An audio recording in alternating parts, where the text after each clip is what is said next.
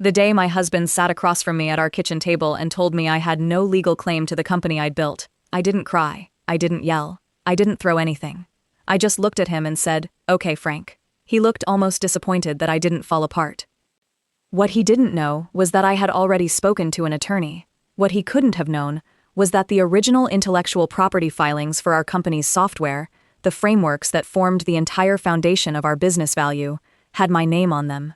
Legally, permanently, without my signature, those filings couldn't be transferred to anyone, for any price. And what neither of us fully understood in that moment was that 3 days earlier, our company's largest client had called me.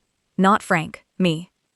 She had questions about why a contract she had personally signed, with me, had just been quietly reassigned to a new legal entity she had never heard of, without her knowledge, without her consent. That phone call was the moment I realized this hadn't been impulsive. Frank had been planning this for a very long time. What I need you to understand is that everything I'm about to tell you happened over 12 years. 12 years of building something from nothing. 12 years of trusting a man who had learned, somewhere along the way, that trust is only useful as long as the other person keeps offering it. And here's the detail I still turn over in my mind at night. The document that proved what he'd done, the one that unraveled everything, wasn't something I went looking for. I found it while searching for our car insurance renewal form. He had left it right there, in the third drawer of our shared home office. He left it there because he genuinely believed I wouldn't know what I was looking at. He had been wrong about that kind of thing before. He just didn't know it yet. If you've ever poured everything you had into something, a business, a marriage, a partnership, a life, and then watched someone try to tell you that your name was never really on any of it, stay with me. Because what happened next changed my life in ways I never could have planned. And before we go any further, subscribe if you're here for stories where the people who underestimate a quiet woman end up deeply regretting it, because that is exactly what this is. Now let me take you back to the beginning. My name is Diane. I was 43 years old when my marriage came apart, and I want to say something clearly before anything else. I was not a naive woman. I was not someone who didn't understand money, or business structures, or legal agreements. I was, in fact, the person in our partnership who understood those things most precisely. That was always the quiet irony at the center of everything. I grew up outside San Antonio, small town, modest house, a mechanic father and a school librarian mother, who taught me that the most important things you own are the things inside your head, because nobody can repossess an idea. I went to UT Austin on a partial scholarship, studied computer science, and spent the first 6 years of my career as a software architect for a mid-size financial services firm. I was genuinely good at what I did, the kind of good that shows up in systems that work beautifully and never get noticed precisely because they work so well. I met Frank Calloway at a professional conference when I was 28. He was tall, fast with a joke, and he had this quality I'd never encountered in quite that form. He made you feel like the most compelling person in whatever room you were standing in together. He was in sales consulting. He understood people the way I understood systems. We fit together like complementary code. We married 3 years later, and 18 months after that, sitting in the second bedroom of our rented house on a Wednesday evening in April, we started building something. We called it Calloway Solutions. The business model was mine. The technical methodology was mine. The proprietary client assessment framework we built the entire service offering around. The thing that made us genuinely different from every other consulting firm in Austin, that was mine. I designed it over the course of 18 months, tested it, refined it, and filed for intellectual property protection on it. Both our names appeared on those filings, because Frank was my husband and my partner, and because I loved him, and because that felt right. Frank handled what he was genuinely brilliant at. He walked into boardrooms and made clients feel like they'd just met the smartest, most trustworthy person in the industry. He closed deals with warmth instead of pressure. He made our company feel like a relationship rather than a transaction. Together, we were formidable. In the early years, none of this felt like something that needed tracking. We celebrated the same wins, split the same anxieties, fell asleep in the same bed debating strategy. When our first major client signed a $200,000 annual contract, Frank picked me up and spun me around the living room. "We did it," he said. I believed that completely. By year 6, we had 11 employees, 3 major retainer clients, and annual revenue over $2 million. I had expanded the original framework into a full proprietary methodology suite. I quietly updated the IP filings to reflect the new components. Frank didn't pay close attention to those filings. He trusted me to handle the operational infrastructure, the way I always had. He focused on growth, on presence, on being the face. Now I have to tell you about my flaw in all of this, because the story doesn't make sense without it. I am someone who routes around conflict the way water routes around stone. I see trouble coming, and I find a softer path rather than standing in the current. Frank knew this about me. He'd known it since the second year of our marriage, and over 12 years, without either of us discussing it consciously, it became a kind of arrangement. I would raise a concern once, gently, and if he redirected, I would let it go. I told myself this was maturity, flexibility, partnership. What I didn't fully understand was that it was also permission. The warning signs came in slowly. They always do. Around year 8, Frank began CCing his old friend David Chen on all major client communications. David ran a small boutique consulting firm and had referred several clients our way. Including him made surface-level sense. But gradually, client emails that used to arrive addressed to both of us began arriving only for Frank. When I mentioned it, Frank said he'd updated the contact signatures to streamline things. I accepted that. Around year 9, Frank suggested I step back from client-facing work to focus on what he called product development. He framed it as acknowledging my strengths. I preferred building to presenting. That part was true. But the shift meant my name stopped appearing in new contracts. New clients often didn't know I existed at all. I noticed that. I didn't say enough. Around year 10, Frank hired his childhood friend Karen Briggs as our bookkeeper. He said I was stretched too thin to keep managing the accounts. I thought he was being thoughtful. And then, around year 11, a private equity group approached the company. Their preliminary acquisition offer, somewhere near $4 million. Frank told me about it. He called it preliminary, probably nothing. What he did not tell me was that he had already hired a business attorney to respond to the inquiry on the company's behalf. I didn't know that until much later. But by then, I knew a great deal else. The morning everything cracked open was a Tuesday in October. I had been looking for our car insurance renewal notice. We were refinancing, and the lender needed proof of coverage. I was going through the filing cabinet in our shared home office, flipping through folders, when one stopped me. It was labeled, in Frank's handwriting, CS Restructuring, Confidential. Frank was at lunch with David Chen. He was 45 minutes away. I opened the folder. Inside was a set of documents I didn't recognize. A filing with the Texas Secretary of State, a new operating agreement. The company name was the same, Callaway Solutions, but the legal structure had been completely changed. It was now a sole proprietorship. The registered owner was listed as Frank James Callaway. My name appeared nowhere in that document. The filing date, 4 months ago. I stood in the quiet of our home office and felt something move through me that I can only describe as cold, specific clarity. Not panic, not grief. Not yet, just the sensation of a fog lifting that you didn't realize you'd been standing in. Everything I'd brushed away, the redirected emails, the removed signatures, the new bookkeeper, the acquisition offer that was probably nothing, suddenly had a shape I could hold. I put the folder back exactly as I'd found it. Exactly the same angle, the same position in the drawer. I went to the kitchen and made coffee. I sat down and drank it. I looked out at our backyard and watched a squirrel work its way along the fence line. Then I went to my laptop and began making notes. Frank came home that evening and I made dinner. He talked about his lunch. I listened and nodded. He poured wine for both of us. He had absolutely no idea. 3 weeks passed. I said nothing. I watched everything. And then, one Thursday morning, Frank sat down across from me at the kitchen table with a look I'd never seen before on his face. Not the charming look, the one I'd loved for 12 years. Something more deliberate, more rehearsed. He slid a manila envelope across the table. "Diane," he said, "I think we both know things haven't been working between us for a while. I think it's time to talk about moving forward separately." Inside the envelope were divorce papers, already filed. 2 weeks ago. I looked up. "And the company?" I asked.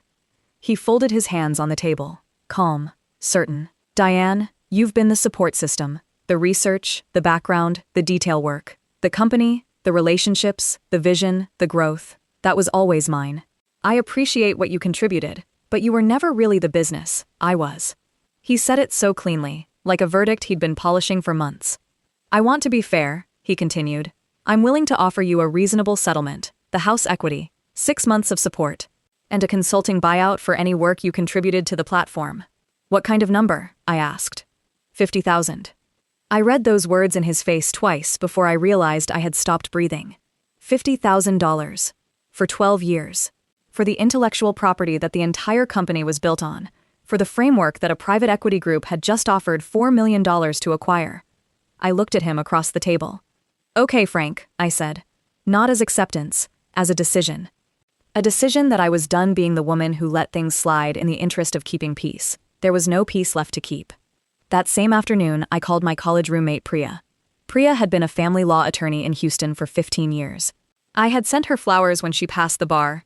I had never imagined I would call her for this specific reason.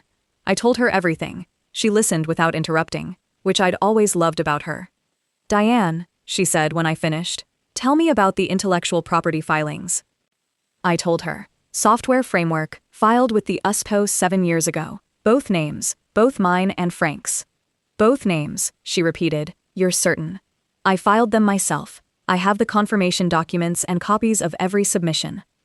Do you still have the originals, drafts, supporting emails, anything documenting your contribution? Priya, I said, I have everything. I have hard drive backups going back to year 1. It's how I work. There was a pause. Then we have a serious problem, she said. Their problem. What she explained was this. Intellectual property filed jointly cannot be transferred, sold, or licensed without the documented consent of both named parties. The acquisition Frank was pursuing couldn't legally close without my cooperation. Every dollar in that deal was, by law, 50% mine. But that wasn't the only thing I uncovered that week. Priya connected me with a forensic accountant named George Fells, 60 years old, reading glasses on a beaded chain, and a voice like wet gravel on asphalt. Within 5 days, George had combed through the company's financial records, which I still had complete access to because Frank had never thought to change my credentials. He had never thought to change them because he never thought I'd look. George found $340,000 in company revenue that had been systematically redirected to an account I didn't recognize over the previous 18 months. Not a single large withdrawal. Small amounts, dozens of transactions, the kind of pattern that looks like normal operating variation unless you are specifically looking for a pattern. Whose account? I asked. He slid a printout across his desk. The account was registered to an entity called DCK Consulting. I recognized those initials immediately. David Chen and Karen. DCK, David Chen, Karen Briggs. I sat with that for a moment. This wasn't just Frank acting alone. David and Karen had been involved. This had been coordinated. I drove home from George's office in silence. I sat in my driveway for 15 minutes before going inside. I needed to let the size of what I was looking at fully arrive. Because it wasn't just a husband trying to cut his wife out of a business divorce. This was 3 people who had worked together to systematically dismantle 12 years of my professional life, assuming I would never see it for what it was. And the reason they assumed that, the reason they'd left the folder in the drawer and never changed my login credentials and never thought to worry, was that they'd watched me for 12 years and concluded that I was the kind of woman who didn't look. They had mistaken my silence for blindness. They were about to understand the difference. There's a thing that happens to women who've spent years keeping everyone comfortable. We become so skilled at absorbing tension, redirecting conflict, and smoothing the air in a room that we start to mistake that skill for our whole identity. We're the ones who keep things together. We're the ones who don't make scenes. We're the ones who say it's fine when it isn't, and we'll work it out when we have no plan, and, okay, across a kitchen table, when someone tells us the company we built belongs entirely to them. I had to actively choose to stop doing that. It didn't happen all at once. It happened in stages. First, I called Rachel Voss back, the procurement lead at our largest client, the one who'd flagged the unauthorized contract reassignment. I told her there were structural changes underway and asked her to hold any signatures on new agreements until she heard from me directly. She said, gladly. She sounded like someone who'd been waiting for a reason to pause. Second, I made a list, not of grievances, of evidence. Every IP filing, every email chain identifying me as the technical architect of our methodology, every client communication that referenced my work by name, George's forensic report, the sole proprietorship filing and its date, the DCK account documentation, every timestamp on every document, organized chronologically, indexed by category, the way I would organize code for a clean deployment. Third, I went through a box in my bedroom closet. Early in our marriage, before the company had revenue, before the business was real, Frank had written me a birthday card. Not a store-bought card. A handwritten letter, printed on company letterhead because it was the nicest paper we had available. He had written about what he hoped the company would become. He had written about what made it possible. He had written, in his own handwriting, "You're the brain of this operation, Di. None of it exists without you. Every client we have because of what you built." I had kept that letter for 9 years. I scanned it, sent a copy to Priya, and sat quietly for a moment. It wasn't just evidence, it was his voice, preserved, directly contradicting every word he'd said across the kitchen table. Priya called me 20 minutes later. "Perfect," she said, and I could hear the smile in it. I also called Robert Castillo, an intellectual property litigator Priya had worked with before. Robert was not a man who engaged in small talk. He reviewed the filings, reviewed George's report, and asked me exactly 4 questions. Then he said, "We're ready when you are." I felt something clarify inside me that I hadn't felt in years. I thought of a line I'd read once in a book on systems architecture. The solution was always there. You just had to stop assuming someone else had already implemented it. I stopped assuming. I started implementing. Stay with me for 1 second here, because I'm genuinely asking. If you had found that folder in the drawer, would you have confronted Frank that same afternoon? Or would you have done what I did, stayed completely quiet, and spent weeks building a case before saying a word? Tell me in the comments, because I've turned that question over in my mind more times than I can count. And if you're not subscribed yet, now is a good time, because what George Fells discovered about David Chen in the 72 hours that followed was the thing that transformed this from a difficult divorce into something significantly more serious. Back to the story. During all of this, Frank believed everything was proceeding according to his plan. He was measured at home, careful. He deployed the version of himself that had always worked on me. Reasonable, occasionally warm, framing everything as concern for my welfare. "I just want to make sure you're taken care of, Di," he'd say, and I would nod and say, "I know," and then go back to my notes. Philip Morrow, Frank's attorney, sent the formal settlement offer to Priya, $50,000 for IP, contribution. House equity split, 6 months of spousal support, clean, efficient, designed to be closed quickly. Priya sent back a 2-page response. Philip Morrow apparently called Frank within the hour. That evening, Frank knocked on the guest room door. "Diane," he said, "I think there may have been some miscommunication about the nature of your involvement in the company. Maybe we should talk directly." "I'm comfortable communicating through attorneys," I said. "This doesn't have to be adversarial." "I agree completely," I said. "Have Philip call Priya." He stood in the doorway for another moment, then he left. The following week, a revised offer arrived. IP buyout raised to $180,000. Still dramatically less than 50% of a $4.2 million acquisition. But the number told me something. Frank had been informed, for the first time, that the IP filings were a problem. Someone had explained to him that he couldn't simply sell a company built on jointly filed intellectual property without the other name on the filing. I asked Priya to decline. 2 days later, Frank called my sister Laura. Laura called me, confused and distressed. "Frank said you're letting an attorney take advantage of you. He said you're going to destroy a fair settlement out of spite. He said," she paused. He said you were never a real partner in the business, that you were always just helping out." I sat on my back porch in the November cold and looked at the sky for a moment. "Laura," I said, "do you trust me?" "Of course I do." "Then trust me when I say I know exactly what I'm doing." She believed me. She told Frank not to contact her again. The week after that, David Chen called me himself. I hadn't spoken to David outside of company functions in 2 years. His voice had that carefully rehearsed casualness, the kind that takes about twice as long as natural speech to arrange. "Diane, hey, I just want to be a friendly voice in all of this. No hard feelings on my end, none at all. I've always thought highly of you." "That's kind of you, David. I want to be transparent," he said. "There are some elements of the transition that are a little complicated right now, and I just want to make sure you have the full picture." "I definitely have the full picture," I said. A long pause. "Right," he said. "Okay, good." He never called again. What David didn't know was that George Fells had spent the previous 2 weeks cross-referencing the DCK consulting transactions with Callaway Solutions' client invoice history. And he'd found something that made the redirected revenue look minor by comparison. 3 of our active clients had been quietly contacted by David Chen's firm directly, before the company restructuring was even announced. David had offered them continuity of service, at a slightly reduced rate, through DCK Consulting, contingent on not renewing their contracts with Callaway Solutions. He had used our client relationships built on my intellectual framework, to seed a competing business. Without my knowledge, without any legal right to the methodology he was selling, that wasn't a divorce matter. That was tortious interference, misappropriation of trade secrets, depending on how the transactions were characterized, potentially more.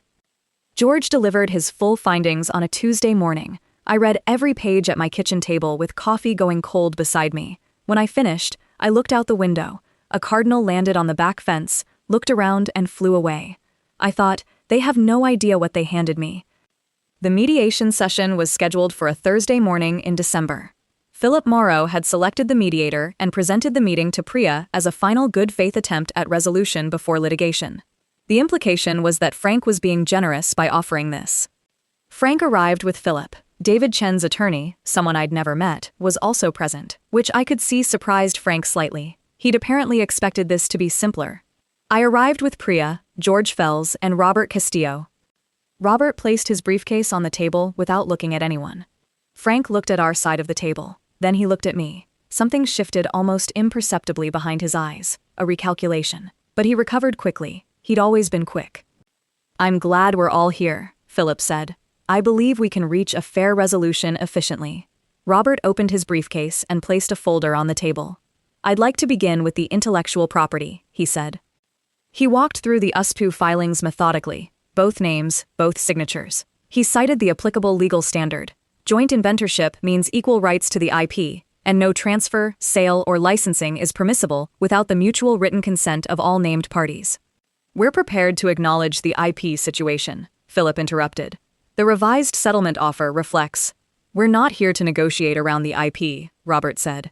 "We're here to establish it as the legal foundation of every subsequent discussion." He placed a second document on the table.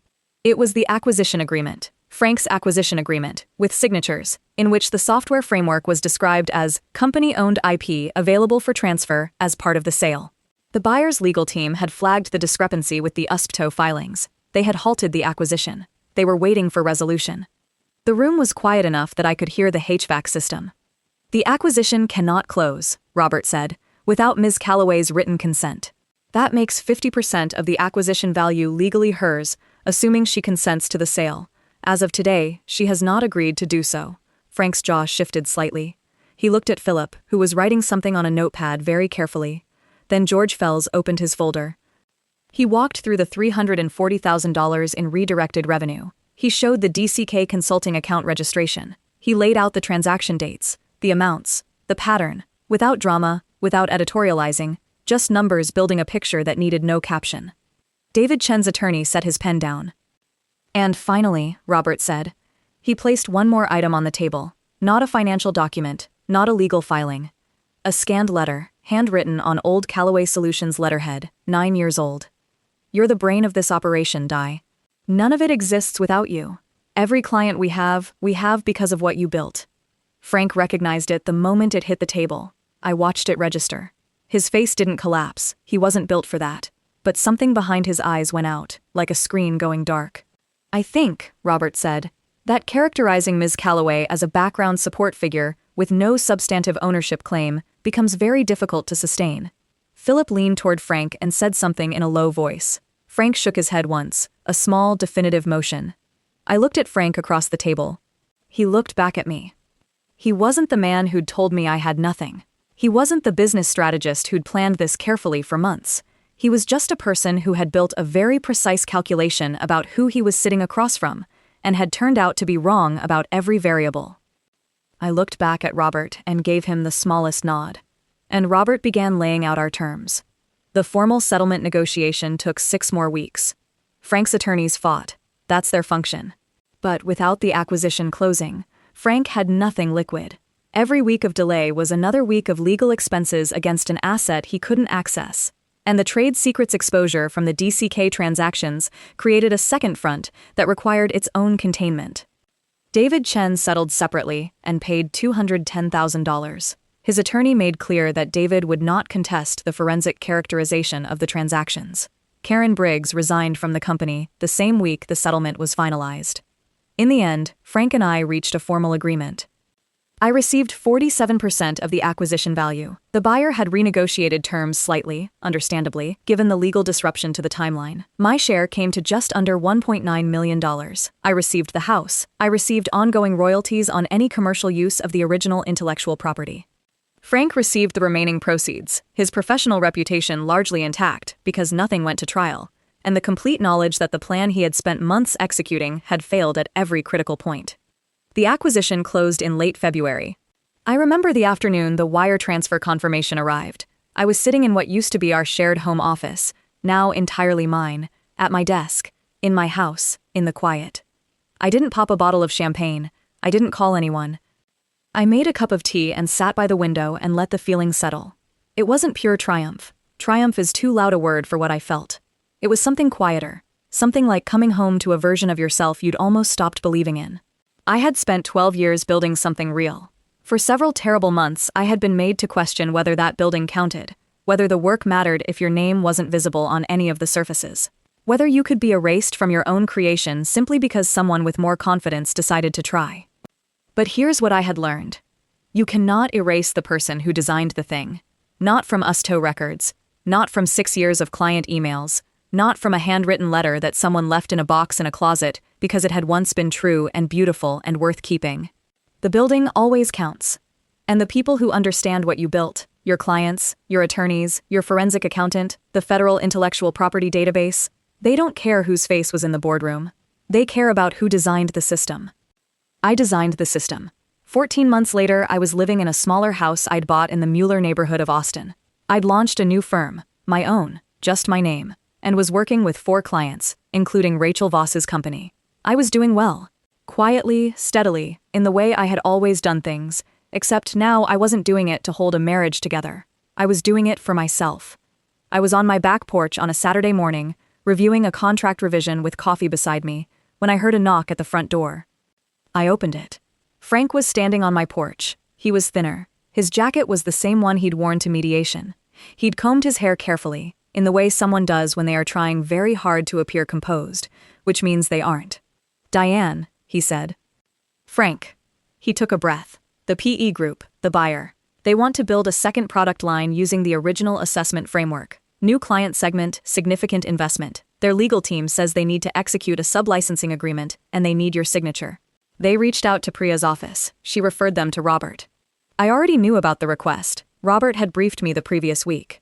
"The licensing rate my attorney proposed," I said. $180,000 annually, he said. "I know, I saw the filing." He stood there on my porch. He was waiting for something from me, some version of who I used to be. The woman who would hear that number and feel guilty about it. The woman who would say, "Let's just make this easy, Frank."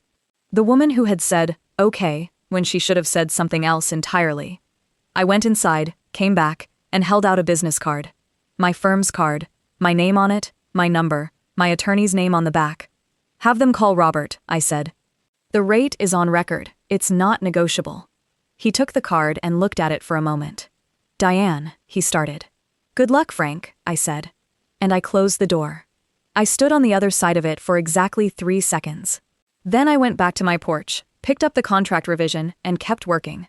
People ask me sometimes, when I share pieces of this story, whether I regret not seeing it sooner. Whether I'm angry that I let 12 years of warning signs accumulate before I finally stopped rerouting around the storm. Honestly, I don't think regret is the right word for it anymore. What I know is this. I spent 12 years being the most essential person in a room that never had my name on the door.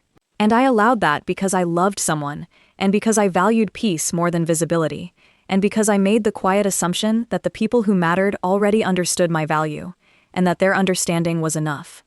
That was my mistake. I own it without apology. But here's what that mistake gave me, which I didn't anticipate. It gave me absolute, forensically verified, legally documented, acquisition-grade certainty about what I am worth. I run my firm alone now. My name is on every document. My rates reflect what my work actually generates for people. I have a paralegal, 2 contractors, and clients who treat my expertise with the same respect I offer theirs, because I stopped making myself invisible, and invisible people are very hard to respect correctly. Last spring, I spoke on a panel about women in technical consulting. My old reflex said no. I overruled it and said yes. I stood at that podium and talked about documentation. about knowing the legal weight of your own name, about the difference between being quiet and being gone. The room was full of women nodding. Afterward, a young woman, maybe 25, came up to me. "How did you know when to stop being quiet?" she asked. I thought about it for a moment. "When being quiet stopped protecting anything worth protecting," I said. She wrote it down. I hope she uses it before she needs to.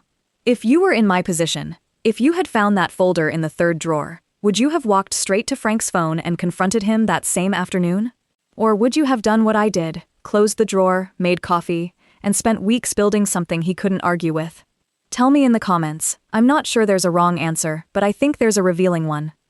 And if this story stayed with you, if something in it felt familiar, or important, or like something you needed to hear today, subscribe to the channel.